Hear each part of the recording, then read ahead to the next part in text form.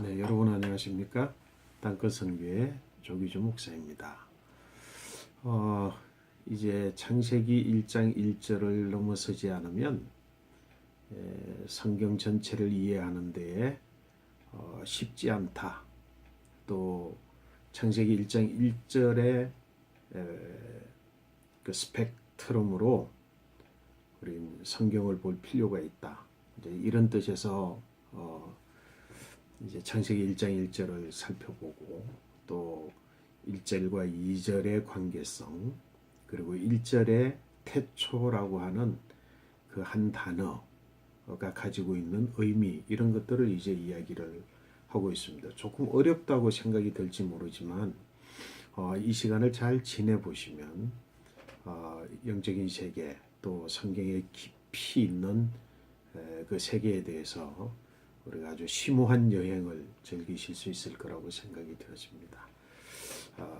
잠깐 말씀을 요약을 해보자고 한다면 하나님이 천지를 창조하시니라 라고 하는 창세기 1장 1절의 말씀은 하나님이 천지를 창조하시니 태초니라 라고 하는 독립절로 읽을 수도 있고 아니면은 1절과 2절을 연결해서 하나님이 천지 창조를 시작하실 때에 라고도 읽을 수 있는 근거가 히브리어 성경 속에 있음을 말씀을 했습니다.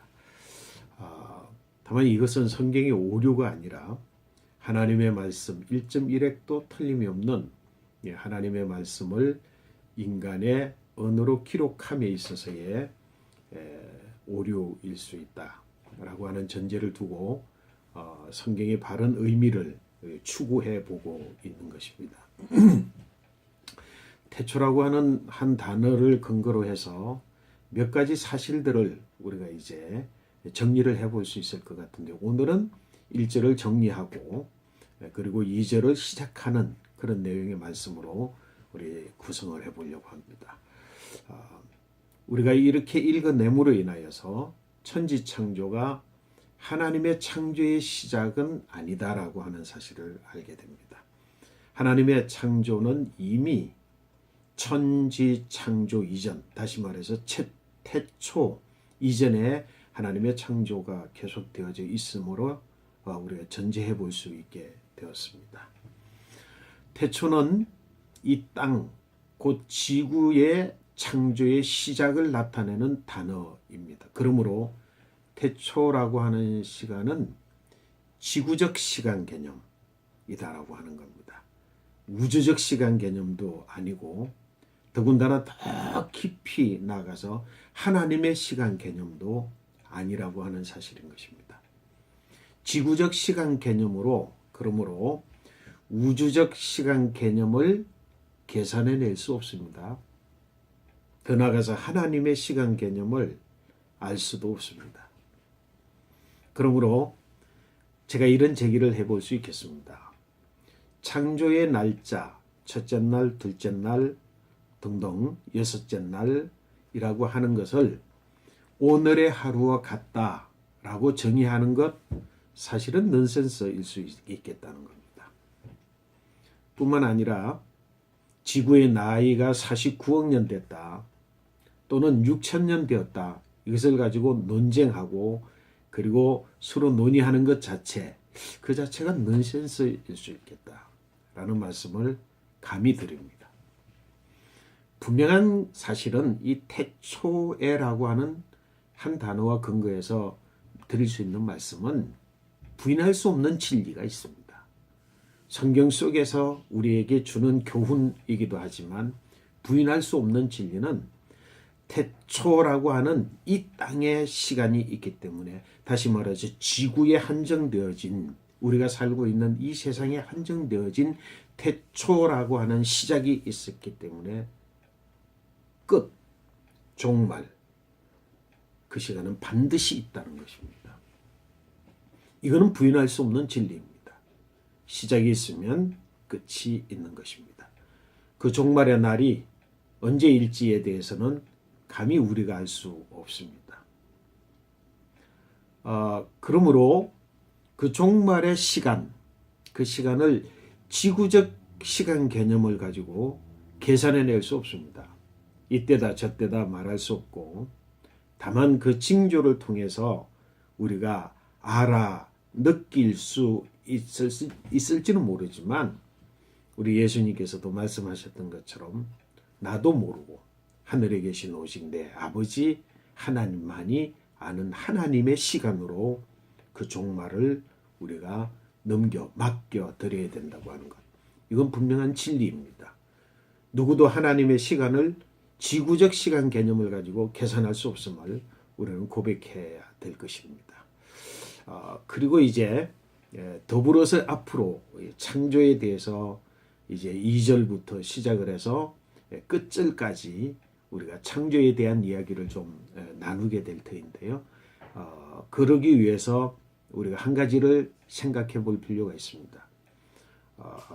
천지 창조를 이해하는 틀이 있는데, 그 틀은 뭐냐면 하나님이 천지를 창조하실 때에 그 창조를 통하여서 이루신, 또 창조를 이루어 가시는 근거, 결과이기도 하고 그 출발이기도 한 이 세상을 규정하는 틀이라고 할 수 있습니다. 그것은 뭐냐면 시간, 공간, 물질, 그리고 에너지입니다.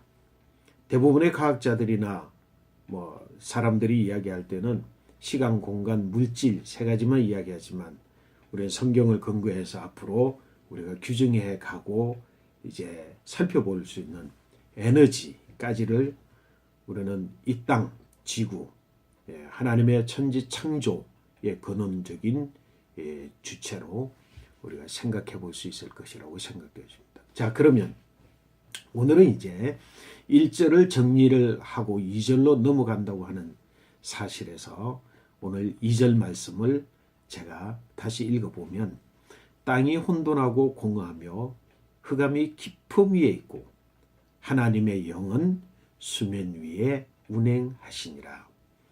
이제 앞으로 살펴볼 2절의 말씀을 살펴보기 위해서는 1절과 2절에 나타나는 두 가지의 개념을 생각해 볼 필요가 있습니다. 하나는 존재이고 또 다른 하나는 상태입니다.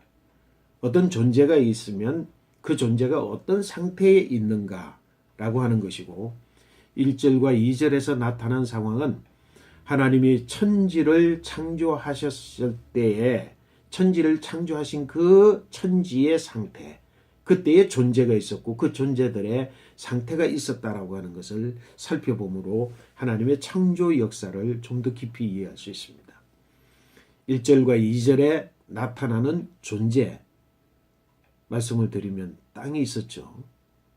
그리고 하늘이 있었습니다. 그리고 수면, 물이 있었습니다. 땅과 하늘과 물이 있었습니다.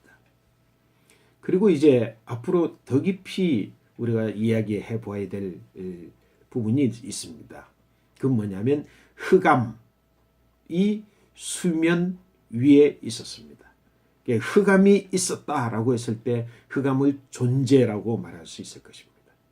그런데 그 흑암이 깊음 위에 있었다라고 했을 때 그 깊음도 존재입니다.